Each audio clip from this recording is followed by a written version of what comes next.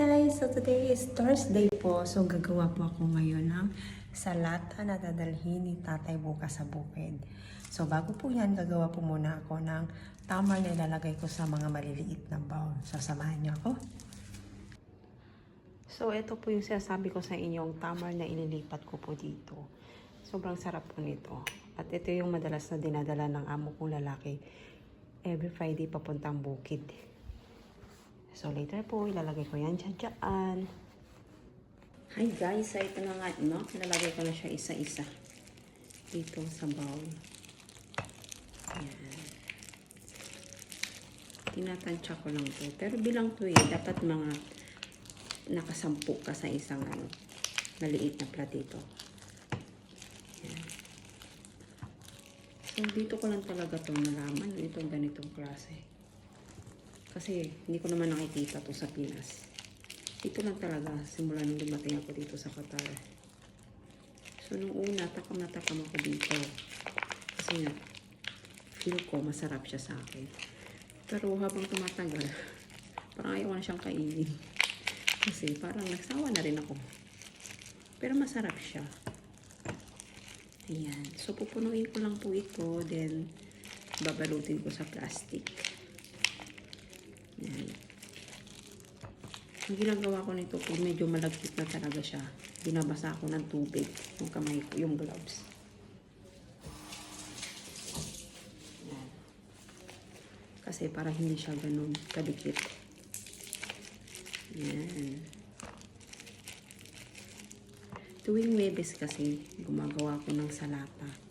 Yung dating ginawa ko, nung nakaraan sa video ko. Yun. Pero marami naman siya. 12 pieces na bowl.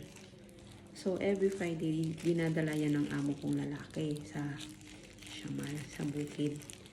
Na Shamal ang tawag nila dito sa bukid. Yan. Doon yan siya buong araw. Dala-dala niya yung gawa kong salata. Tapos may sauce pa yun. Tapos gabi na siya umuwi. Yan. So, pupunuin ko lang siya, no? At maubos din to. Yan, punuin ko muna. Guys, so ito na nga siya lahat. Nilagay ko na po ang lahat. And after nyan, babaluti ko na po siya sa plastic. At para maitabi ko naman din, isusunod ko namin yung sauce sa paggawa nito.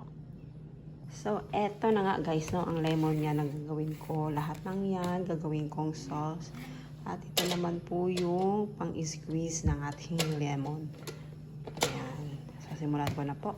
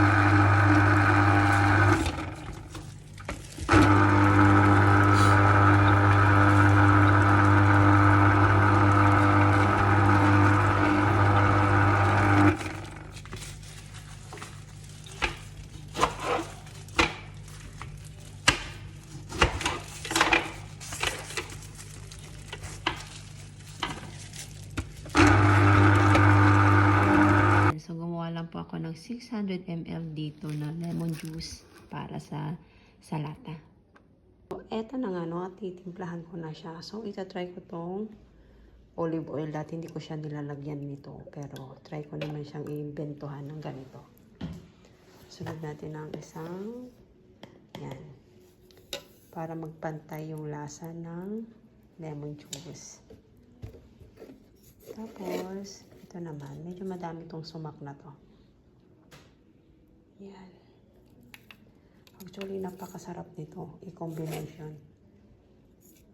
Yan, then imi-mix well ko lang siya.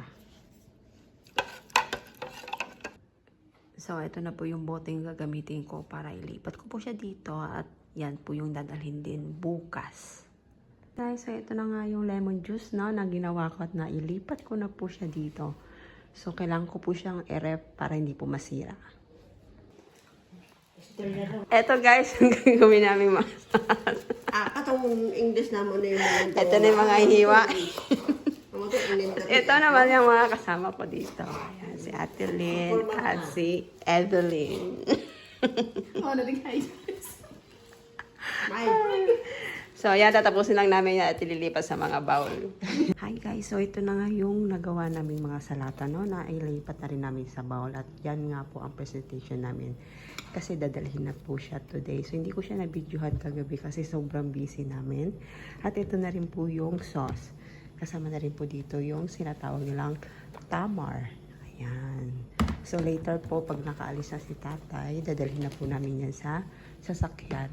Lalagay namin. So, yun lang po. Sana po nakahanap po ng idea, yung mga baguhan po sa pag-abroad dito sa Middle East. Ingat po.